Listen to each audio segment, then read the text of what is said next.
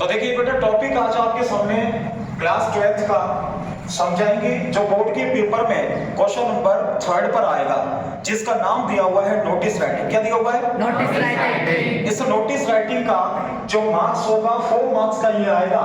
और इसमें आपको इधर रखा है कि नोटिस राइटिंग के साथ साथ में अन्य शॉर्ट कंपोजिशंस भी हैं। नोटिस के अलावा कौन कौन से हैं? इनविटेशन दे रखा है, एडवर्टाइजमेंट है, आर्गुमेंट है। इन 4 में से कोई 2 टॉपिक आपके सामने आएंगे और 2 में से एक आपको हल करना पड़ेगा। Is it clear? Yes sir. तो हमको देखना है आज नोटिस कैसे बनाया जाएगा। Are you ready? Yes sir. तो देखो, सबसे पहले हमको देखना है कि नोटिस राइटिंग जो दे रखा है, जिसका हिंदी का ट्रांसलेशन होता है सूचना लेखन, यानी कि सूचना को लिखना, यानी कि जो सूचना आपके सामने आएगी उनको किस ढंग से लिखा जाएगा। अगर आपको लिखना आपसे आ गया है तो 4 में से 4 अंक आपको प्राप्त हो जाएंगे आपके।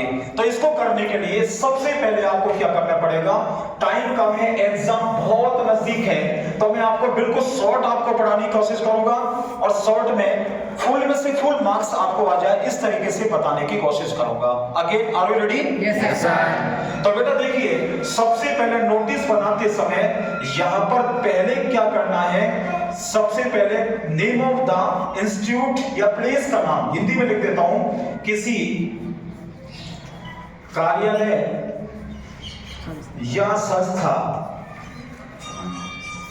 वे स्थान का नाम यहां ऐसे आपके सामने आना चाहिए। लेकिन जो मैंने लाइन लिखी है ना ऐसे, इसमें एक ही लाइन में इसमें आना चाहिए, किसी कार्यालय संस्था स्थान का नाम, यानी कि जो ऑफिस नोटिस को निकाल रही है ना उसका नाम आएगा। अगर नहीं समझ आती है हमारी क्लास 12th में स्टैंडर्ड कैसे आएगा? स्कूल लेवल का, तो स्कूल लेवल के हिसाब से स्कूल का नाम आएगा। इसका मतलब स्कूल का नाम इसमें आपको डालना पड़ेगा। ठीक है भाई? Yes sir. जैसे लिख दिया government senior secondary school Jaipur, मान लीजिए अपने ऐसे लिख दिया है, तो अपन को लिखना है। और लिखना कैसे? Only in capital letters. समझ रहे हो ना? Yes sir. यानी कि आपको बड़े अक्षरों में लिखना है। और इसका थोड़ा सा मेकअप आपको ये करना है, इधर भी इतनी जगह बच जाए। अब जैसे मेरा ये रहेगा ना छोटा, तो मैं तो ये डिलीट कर दूंगा, लेकिन आपको कॉपी में उतना ही लिखना है, इधर भी इतनी जगह बच जाए। क्लियर भाई? Yes sir. तो नोटिस बनाते समय सबसे पहले किसी कार्यालय संस्था व स्थान का नाम को कैपिटल लेटर में लिखा जाएगा। क्लियर भाई? Yes sir. एक छोटा सा फॉर्मूला बेटा ध्यान रखना, इसका एक छोटा सा फॉर्मूला है कि n/9 यानी कि n/9 के अकॉर्डिंग हमको नोटिस बनाना है। n/9 क्या होता है? n का फुल फॉर्म होता है नोटिस, 9 का मतलब होता है इसमें 9 पॉइंट्स का यूजेस किया जाता है, 9 बिंदुओं को उल्लेख किया जाता है। 9 में से सबसे पहले हो गए आपके सामने, ये हो गया ना?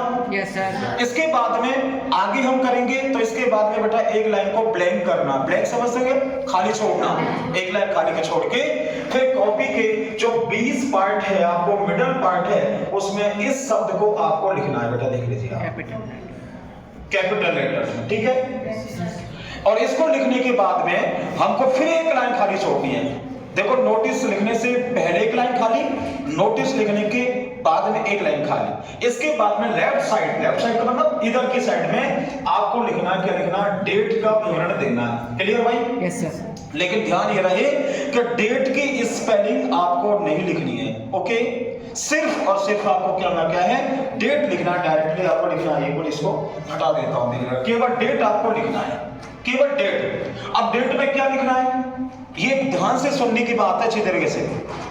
देखो, कई बात ऐसी होती है बेटा, अपन कर लेते हैं लेकिन उसमें कुछ छोटी मोटी कमियां रह जाती है ना, उससे हमारे नंबर कट जाते हैं। अब ध्यान की बात कौन सी है कि इसके लिए आपको क्या करना, डेट को लिखते समय यदि आपको जो आपका जो क्वेश्चन पेपर आएगा नोटिस का, उसमें क्वेश्चन पेपर में जो क्वेश्चन आपके सामने होगा, अगर उसमें कोई डेट अगर दे रखी है पहले से, तो उस डेट को नहीं लिखना है, वो तो किसी काम की लास्ट डेट है। Is it clear? Yes sir. तो फिर हम क्या करेंगे, अगर डेट आपके सामने दी हुई है ना, तो उसमें क्या करेंगे, उससे कम 5 दिन पहले और ज्यादा से ज्यादा 10 दिन पहले के डेट को डालना है। बिल्कुल हिंदी में बोल रहा हूं आपके सामने, ठीक है? Yes sir. आप ज्यादा नहीं तो कम से कम 1 दिन पहले के डेट तो डाल दो, क्योंकि किसी की सूचना को, किसी इंफॉर्मेशन को देते हैं तो पहले तो देते हैं ना, यस बाद में थोड़ी देते हैं ना, नहीं। आपको डालना है, अगर दिए, दोबारा सुनो, अगर दिए हुए क्वेश्चन में अगर डेट आ जाती है, लिखी हुई आ जाती है, तो उससे कम से कम 5 दिन पहले, ज्यादा से ज्यादा 10 दिन पहले के डेट को हम लिखेंगे। इसे क्लियर? Yes sir. लेकिन अगर क्वेश्चन में कोई डेट नहीं आती है तो हम किसी भी डेट को लिख सकते हैं, चाहे जो, जैसे मान लीजिए आज के डेट अगर हम लिखना चाहें तो हमने आपके सामने लिखा, मान लो बाय द वे ऐसे लिखा, आइडिया से लिखा, चलो 25 मार्च 2024 लिख दिया। लिखा, डेट किस पर भी लिखेगा अपन? नहीं लिखी, इस पर भी लिखेगा DATE नहीं लिखा, डायरेक्ट ही आपको लिखना है। लेकिन ऐसा नहीं करना, ध्यान रखने की बात है अच्छी तरीके से।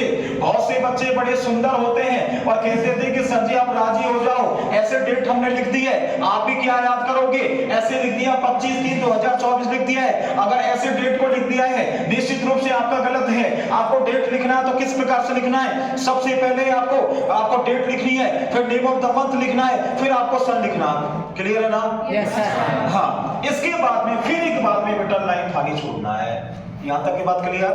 Yes sir. तो बताइए क्या सीख रहे हैं आज? नोटिस बनाना, नोटिस राइटिंग लिखना है ना। नोटिस को बनाने के लिए सबसे पहले किसको लिखते हैं हम? किसी कार्यालय या संस्था स्थान का नाम। क्लियर? इसके बाद एक लाइन को खाली छोड़े, इसके बाद क्या लिखेंगे? नोटिस। कौन से लेटर्स में लिखेंगे? कैपिटल। इसके बाद क्या करेंगे? एक लाइन खाली। इसके बाद क्या लिखेंगे? Date.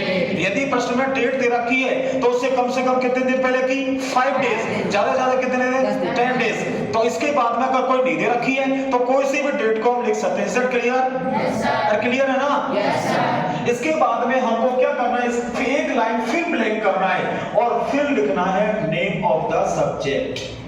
Name of the subject लिखना है बेटा, ध्यान रखने की बात है।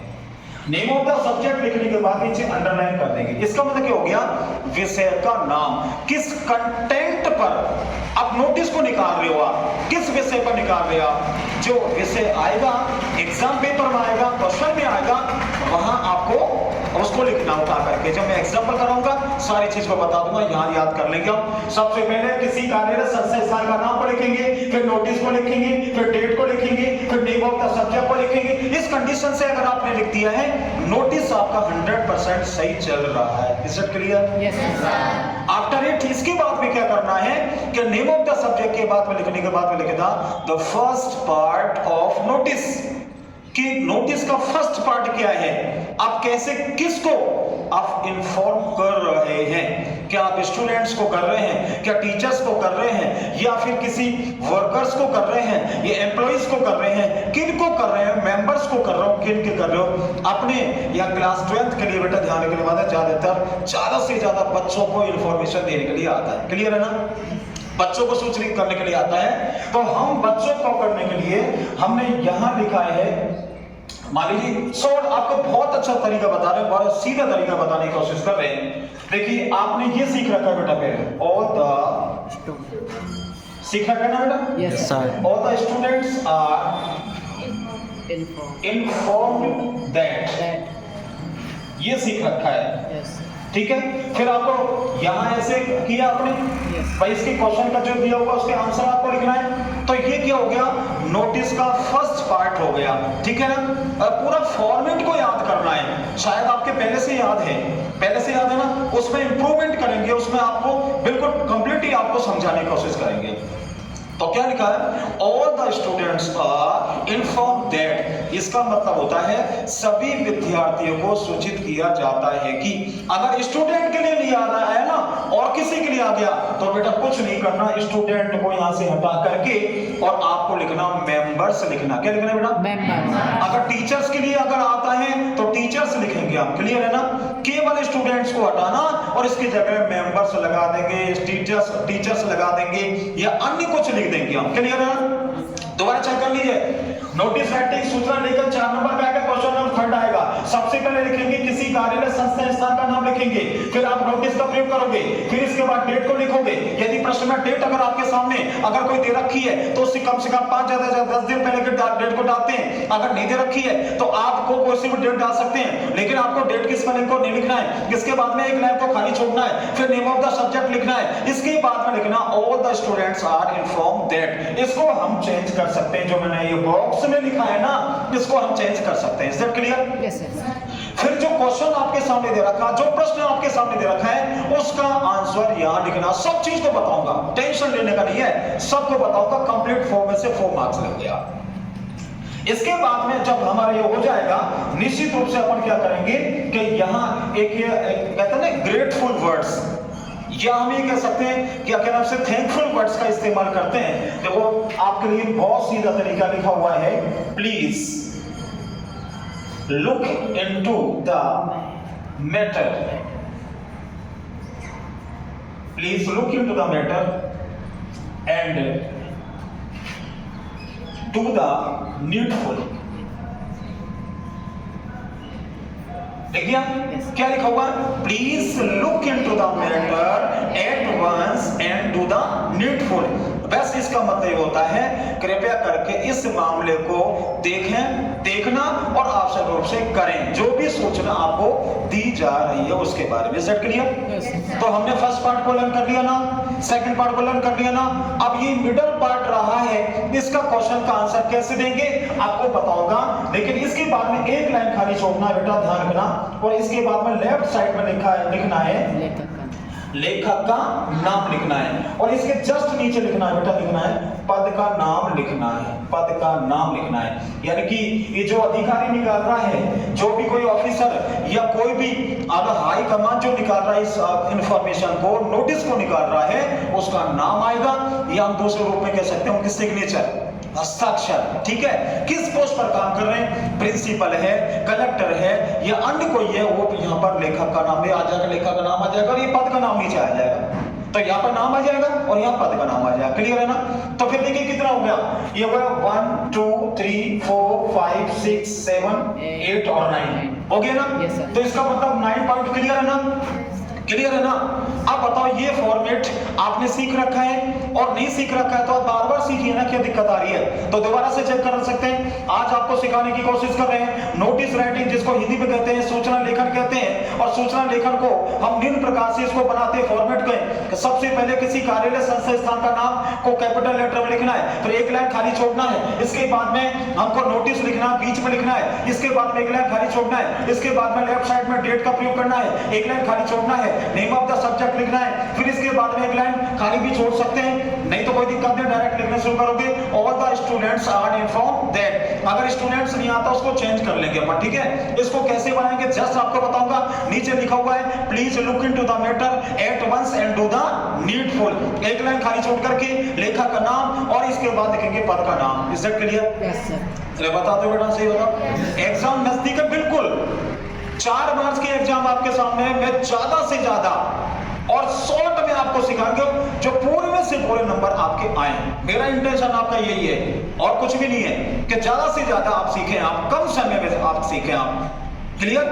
अब देखो इसको कैसे करेंगे, हम कैसे करेंगे तो निश्चित रूप से आप एक बार इसको आप नोट कर सकते हैं, आपकी कॉपी में लिख सकते हैं। एक बार आप टेक योर टाइम प्लीज।